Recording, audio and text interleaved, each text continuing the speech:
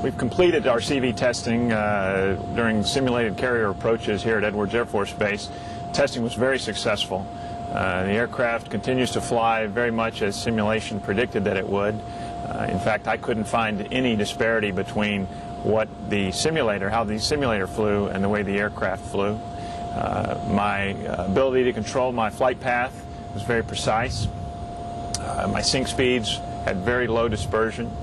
And all in all, it was a very successful test.